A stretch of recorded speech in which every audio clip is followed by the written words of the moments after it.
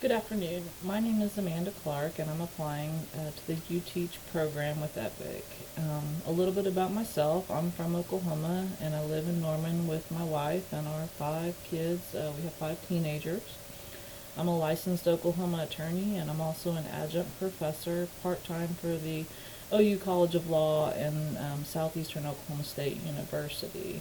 I teach courses in business law, oil and gas law, contracts, negotiations, and communications. I have a real passion for teaching others, and I find that I have a talent for it as well. Even as an attorney working for companies, I found myself in a training role, often teaching others, and so it's something I would like to do on a full-time basis because it's really where my passion lies. I have experience teaching online college classes, and I also took a lot of online college classes as well, so I'm familiar with an online learning environment. My daughter and my nephew both attended Epic, so I've experienced Epic from a parent point of view, and makes me familiar with the challenges and the opportunities that online learning presents. During the course of this interview process, I was able to learn about 3 methods of instruction that I believe will help curb some of those challenges and enhance those opportunities for my students.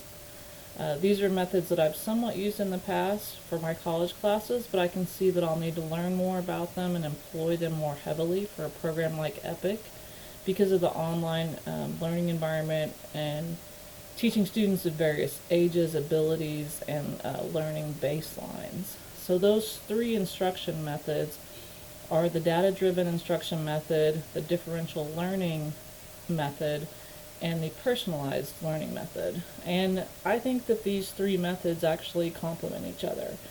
Data-driven instruction requires that teachers gather data both while the students are learning and you're teaching the lessons.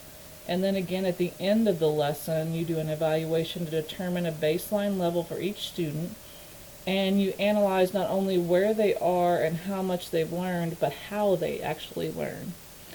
And once you have that data in hand, you use it by employing these differential learning and personalized learning methods.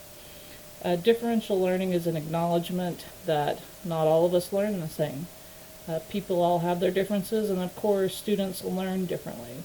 Some students need to have a book read aloud to them. Some students are okay reading on their own. Some students need to have some sort of interactive book to look at. And so if you're a teacher, you need to realize that perhaps you need to present the materials in a couple different ways.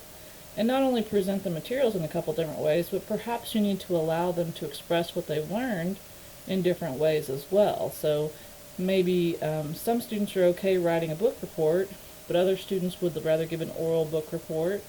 Maybe some students would like to do a PowerPoint, and others maybe make a collage or some sort of art project to communicate to you what they learned in that assignment. And so with differential learning, we let our students do this.